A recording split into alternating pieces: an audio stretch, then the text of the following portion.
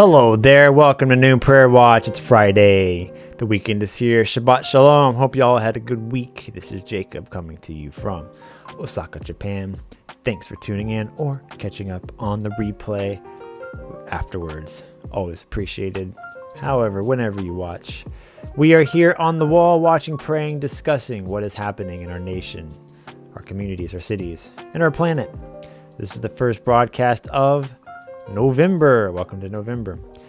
It's my last broadcast before the big election coming up next Tuesday. I'm assuming Pastor Tim and the Pipeline crew will be doing something on Monday right before the election. I haven't heard otherwise, so please be sure to catch that broadcast. It's going to be a big one right before the election. A lot can happen in between now and then. It's Friday now, Tuesday. 3 days, a lot can happen in our current news cycle, the way things go on, last minute, last ditch efforts to do whatever. So what to pray for, what's going on, what you need to know will be talked about on that day. Maybe you're tired of this election. We've been talking about it a lot. Good news is it's almost over, at least the voting part. And it is very important. I think most of you know that.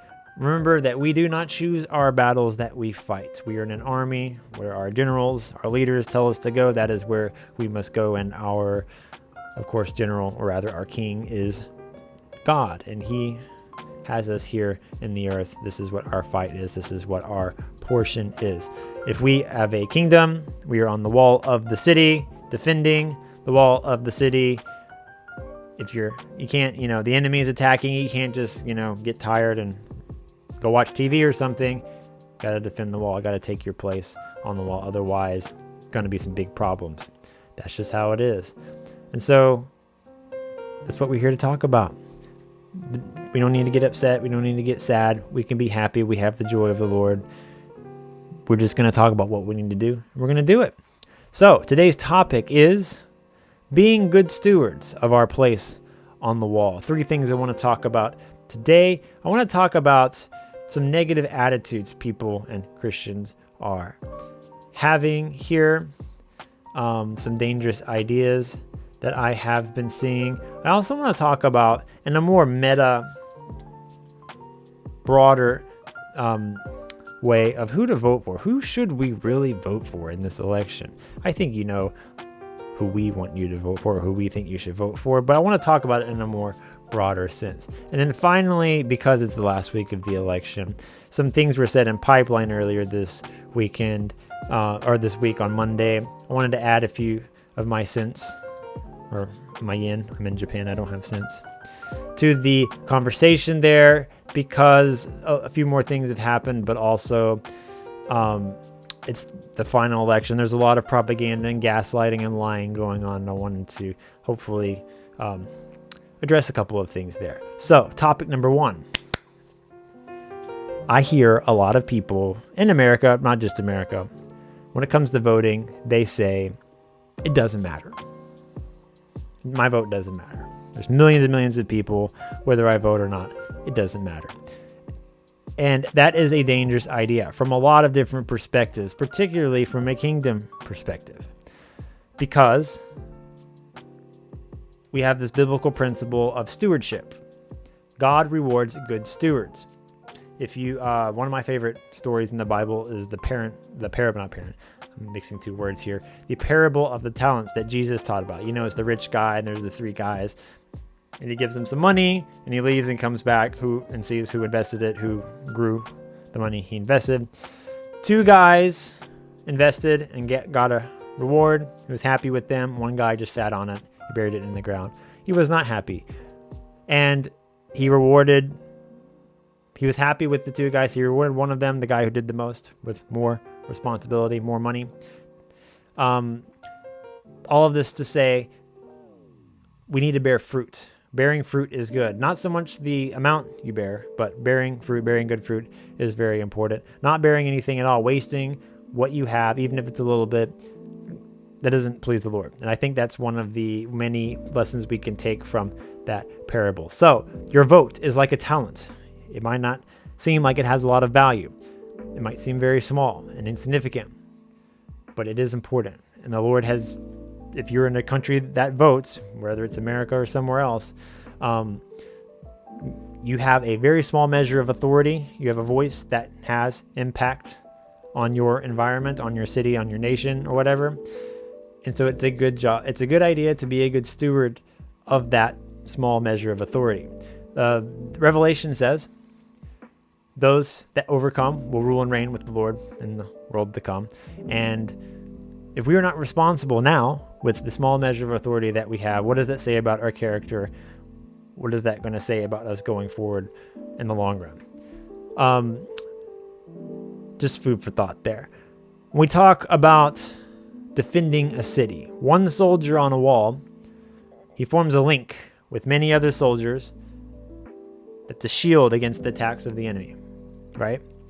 If there's a hole in the shield, the enemy will exploit that hole as a weakness that he will exploit.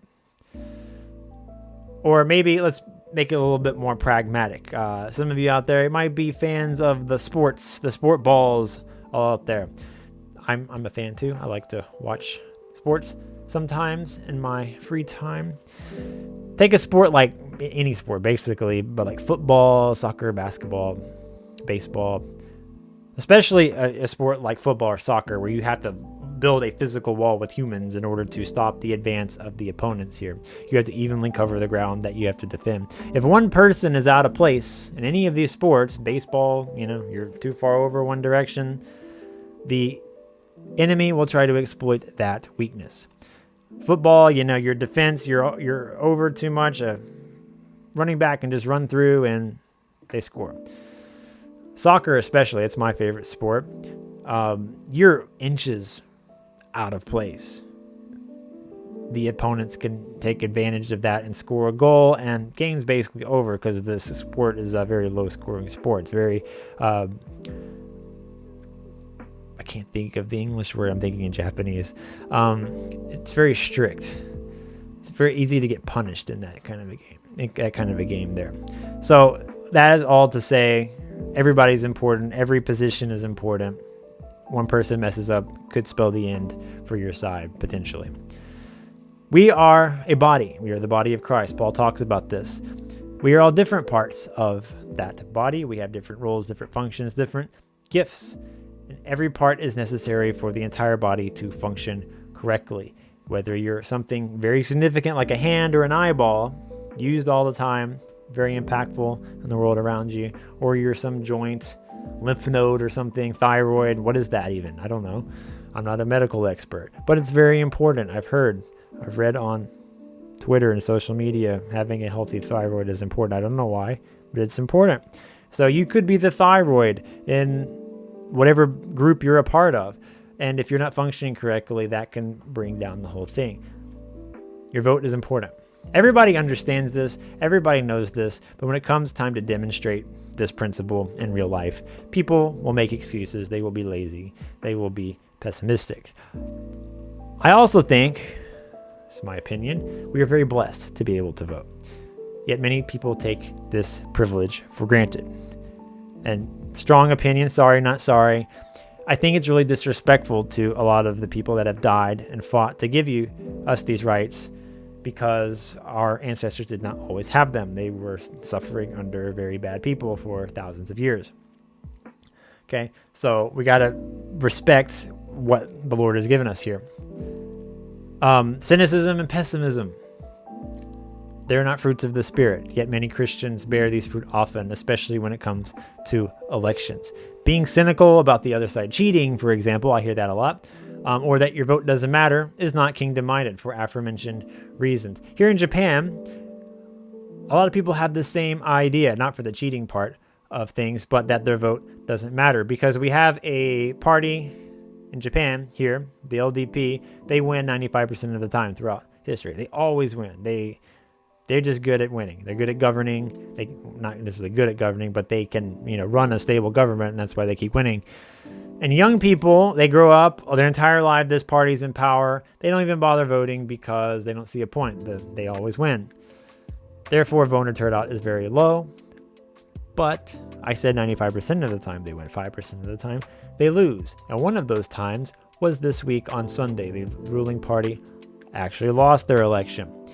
And will probably lose power in the government. And we don't know yet because that's how parliamentary governments work. But let's say, I'm still not 100% sure what the best outcome is going to be. We're waiting to see. But let's just say for the sake of argument that here the ruling party's bad. We want them out. Young people, other people don't vote. But they just lost, actually, because they're doing such a poor job lately. They could have been removed a long time ago if just 5-10% more people would actually vote and not be so pessimistic. We could see an effect change on our society, but they don't because they're so negative. They believe that lie that their vote doesn't matter. It does. When we talk about recent historical elections in America in 2020, I've heard this stat a lot recently. In 2020, President Trump had an historic turnout, more than any other president that's ever won an election prior to his loss in 2020. He lost because of 55,000 votes across swing states. Okay? Now, 55,000 votes out of 140 something million votes, very, very small. Very, very, very small. Less than, I'm not going to do math. I'm not in math mode right now. It was a very small fraction of who actually voted, and it was decided by 55,000 votes. The 2000 election between President Bush and Vice President Al Gore was decided by an even smaller margin. I believe President Bush lost the popular vote, but he won in the Electoral College because he won Florida by like 700 votes. Also, a Supreme Court case ruled in favor of him. That's even smaller than, the 55,000 I just talked about with this last election here. Very important. And finally, when it comes to the popular vote, one problem I see, because people are very politically ignorant, is they think the popular vote should be how we decide our president. We should not do that. That's very bad. And the reason we don't have that system is because it's very bad, and the people who created our country, America, are smart and are mitigating against the badness of that system.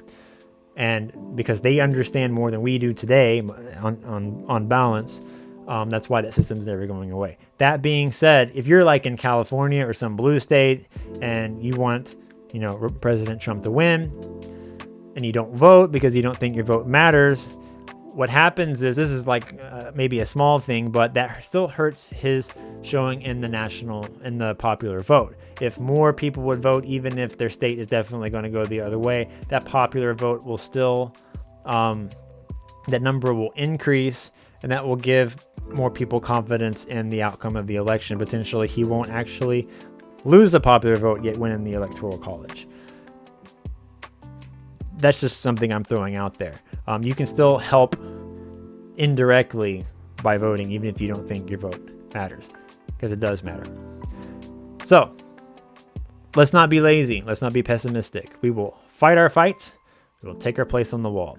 Even if the battle seems lost, we ultimately put our trust in the Lord to win the war, because he will win in the end.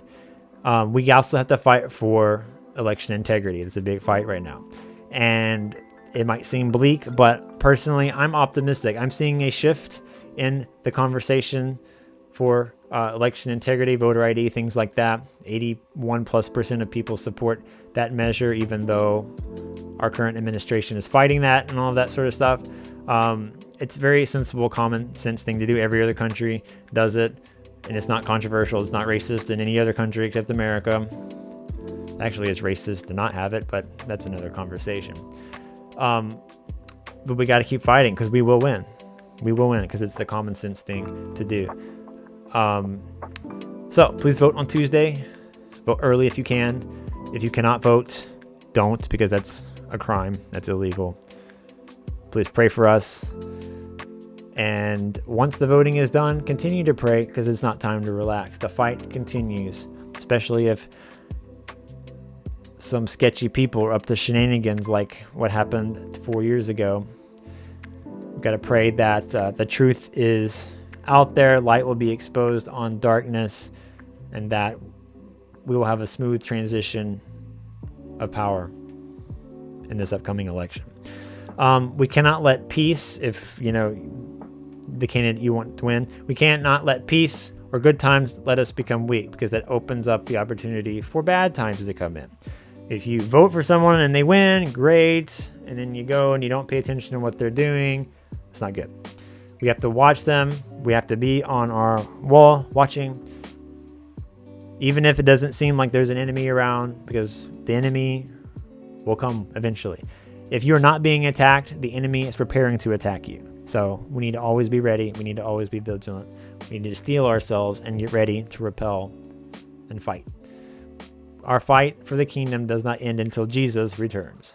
So the rest of your life, basically, until Jesus returns. Until then, whatever that is, we work, we build, we advance the kingdom. Okay? That's that topic. Point number 2. I'm going to talk about who to vote for. Who to vote for. How do we decide? A lot of people are really frustrated with the candidates that we have. Some people like certain candidates. Most people I talk to don't, because of reasons I will get into.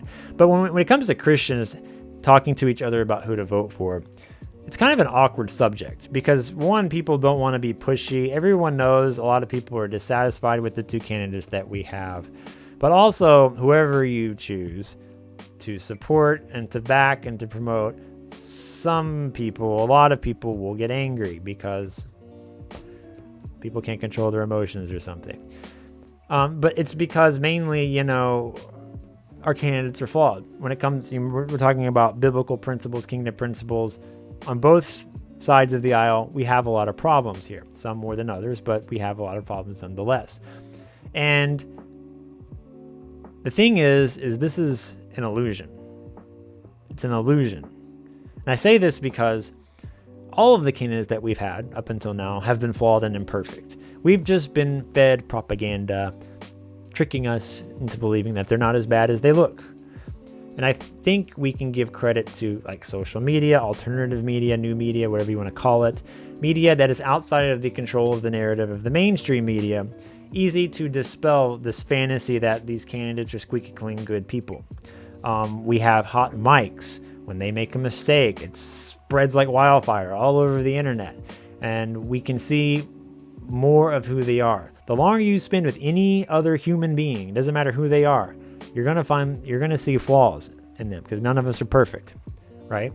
So we have, like, candidates today have more opportunity to be exposed for who they actually are, whether that's good, whether that's bad, regardless.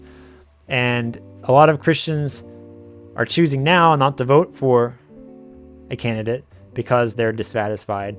But again, they've been, fed propaganda their whole lives, the last couple of generations, and they think now our candidates are really bad, and they never were. And that's not true. Honestly, if a Christian does not vote for someone, they should at least, I'm not suggesting this, but they should vote third party for somebody. Make a new party, Christian party or something, I don't know. Because the 2-party system that we have needs to be communicated to them that there are people who will go out and vote, but they are not satisfied with the 2 parties in power, and maybe they will actually, address their concerns there. Maybe select more appropriate candidates. You never know. The thing is, when it comes to American politics, and I'm speaking from the little experience that I have, if you do not vote, or if you always vote for one side, those 2 parties in power will ignore you. If you always vote for the same party, no matter what they do, no matter how bad they treat you, they will ignore you. If you never vote, they will ignore you. It's not just my opinion. I've literally had candidates and staff members say, should we go make a commercial talking about this issue, addressing this group over here? No, they're going to vote for us. We need to go over here. Vote for these people that we're not, they're on the fence. Okay? Candidates and politicians should always be afraid to lose your vote. And if you never vote, then they're not going to be afraid, and they're not going to do whatever it is to appease what represent you, basically. Okay. Not voting is, of course, irresponsible for aforementioned reasons. We're not being good stewards. Yes, the candidates might not be desirable. They might not align with Christian values, but I think that's a really bad excuse, because every single candidate we've had on both sides of the aisle have not been 100% on Christian values, especially when it comes for president. Christian values. Maybe some are close, but there's always some problem, right? For this ministry, you guys know we're big supporters of Israel. The two-state solution is not biblical, and every single Republican candidate has supported two-state solution since forever, because that's been official U.S. policy for as long as we can remember here. That's not a biblical position. That's a position every candidate has taken up until now. Thankfully, now a lot of people are realizing that's probably a fantasy that's never going to come to pass. It's just going to lead to more war and to another bad Middle Eastern country being created. But that being said, if we are really true to our conviction of voting for a Christian candidate who aligns with what the Word of God says, we shouldn't be voting for any of these candidates that supports a two-state solution. But alas, that's never been an option. And so anyway, just throwing that out there. No matter how principled you are, there's some hypocrisy there. That's how we humans are, unfortunately.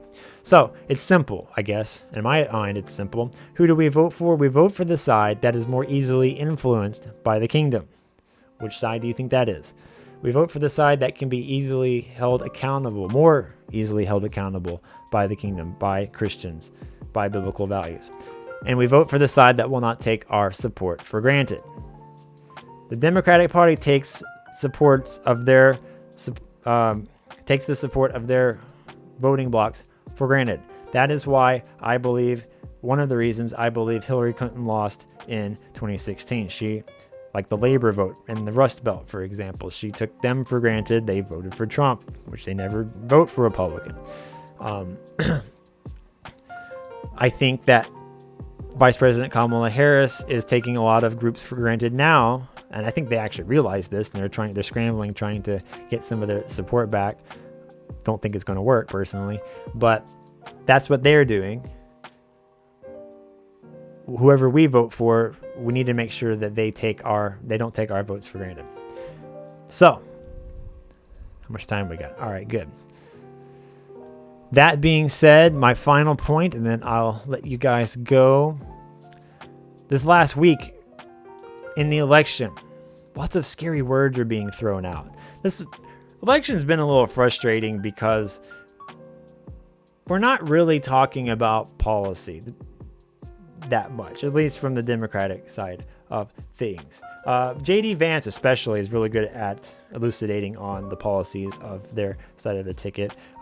President Trump also is as well. I'm just seeing from the left, from the Democratic Party, it's just basically scary, Trump bad. And that's basically it. I'm not seeing a lot of plans, not any ideas for policy. I'm sure there's some out there. I mean, she didn't... Vice President Harris didn't have any policies on her website until like recently, a couple months ago. And then it was copy pasted from President Biden's thing, if I'm not mistaken. I could be mistaken about that. And so she's desperate. She's trying to just appeal, being popular, being cool, demonizing the other side. When her whole campaign started, it was all social media, dancing on social media, songs and funny gags and calling Republicans weird.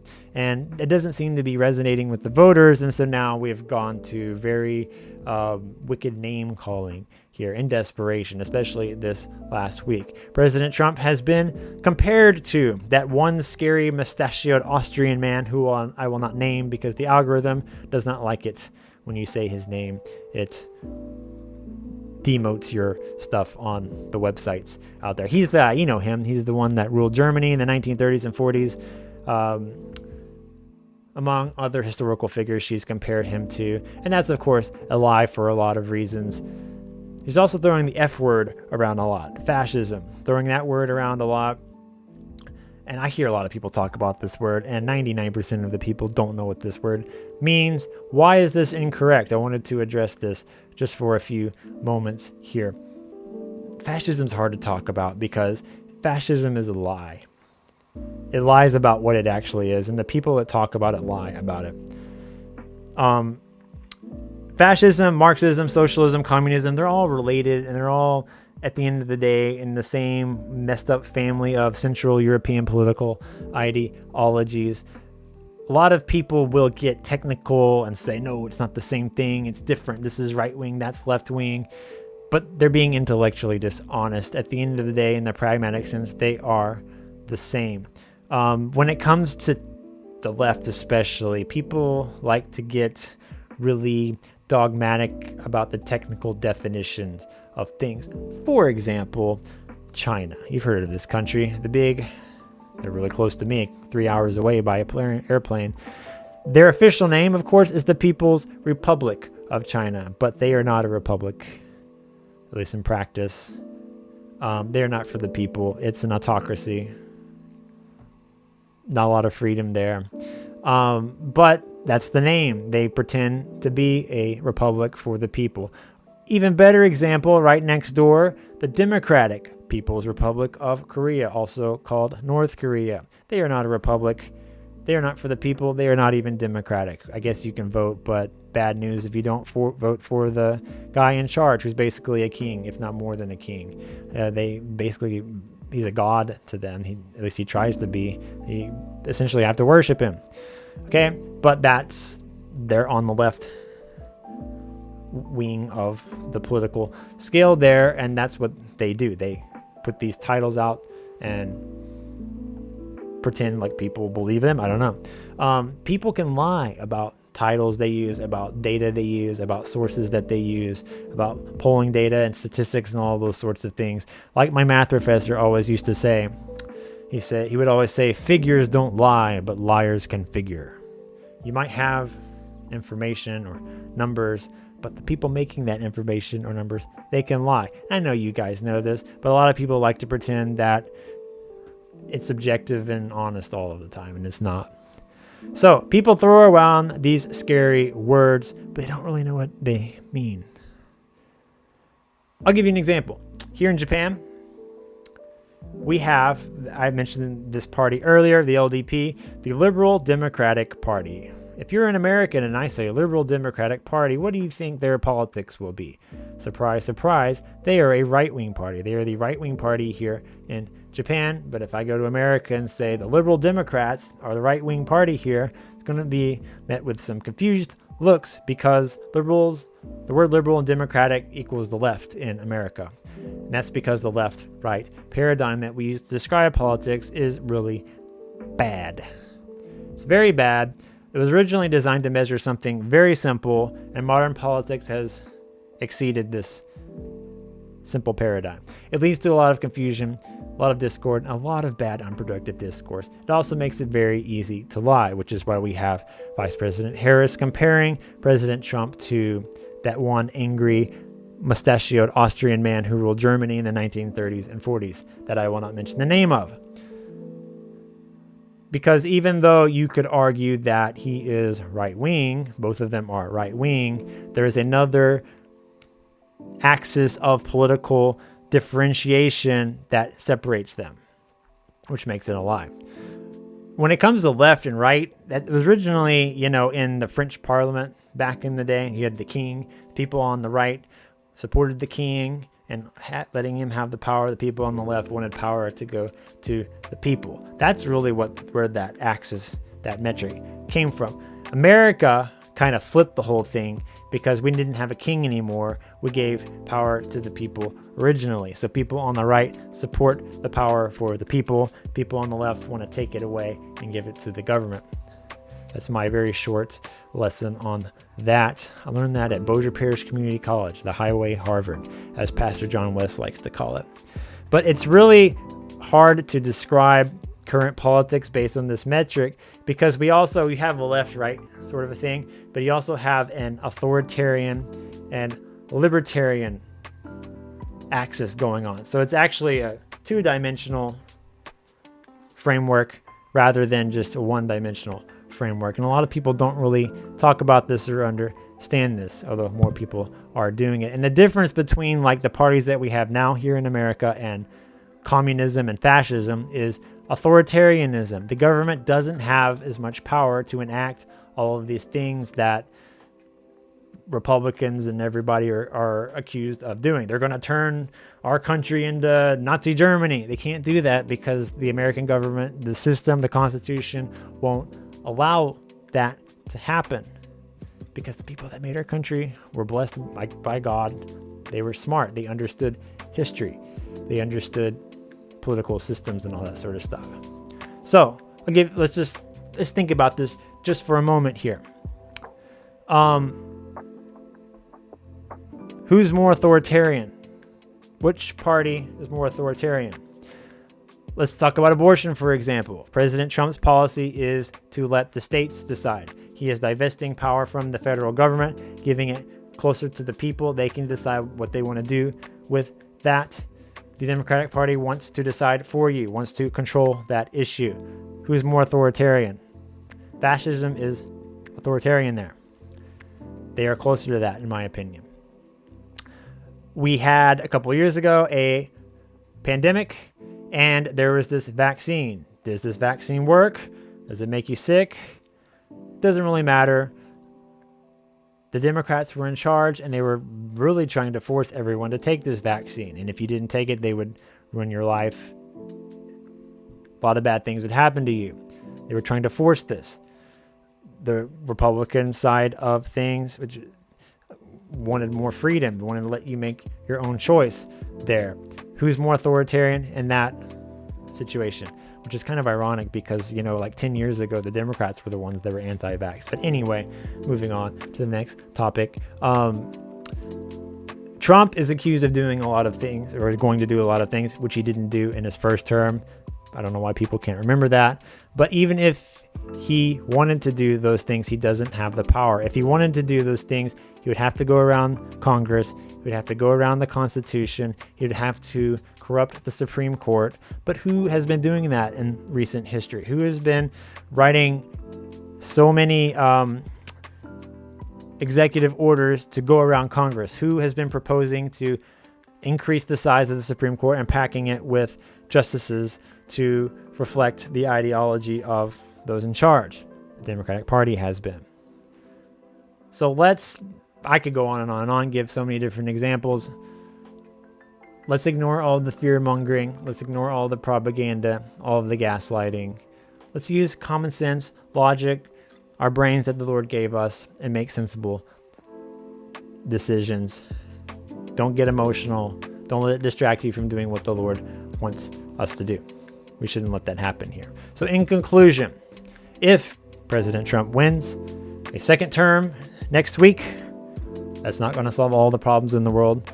Far from it. If you think all the problems are going to be taken care of, everything's going to be great again, they'll try to do that, but there's a lot of work to do. If he wins, I believe his party will be more likely influenced by the kingdom. That is why I'm suggesting that we vote for him. But that doesn't mean everything that they do will be correct. That doesn't mean that they will listen. We have to keep making our voices heard. We have to not let them take our vote for granted. We have to continue communicating, watching them, holding them accountable, holding their feet to the fire. Regardless of who wins, we have also a new generation coming up. People like J.D. Vance. We have a lot of center-left Democrats switching sides because their party is moving too far to the left. People like this are the future of this country, the future of this party. And we need to pray for them because I believe more than ever, people in the past, these guys are more influenced to compromising on kingdom principles. They need guidance. They need prayer. Big time. Because they are the future. And so J.D. Vance and that group, they're not going to be the leader soon, but the next 10, 20, 30 years, we'll be seeing them because they're young. Suddenly all of our upcoming, politicians, they're not old people in their 70s and 80s anymore. If President Trump does not win, it is not the end of the world. Things might be rough, but we will persist. We will continue to fight because our trust is not in humans. It is not in political parties, but it is in the Lord. God will win in the end, regardless of this election. Regardless of this election, I believe we will see a substantial victory and breakthrough in our lifetime. So please pray, please vote. Blah. My mouth is blah. I've been talking too much. Please vote. Have hope. Take your place on the wall for the glory of God, for his kingdom. It's going to be okay. We're going to have some sort of victory in some sort of way. That's what I believe. That's what I declare. That's all I have for you today. Please like, share, subscribe, comment, hit the notification bell. That's a small way you can help support this ministry. Hopefully you were blessed by what I've had to say. And if you weren't, Lord bless you. Please receive my blessing just right now. Have a great weekend.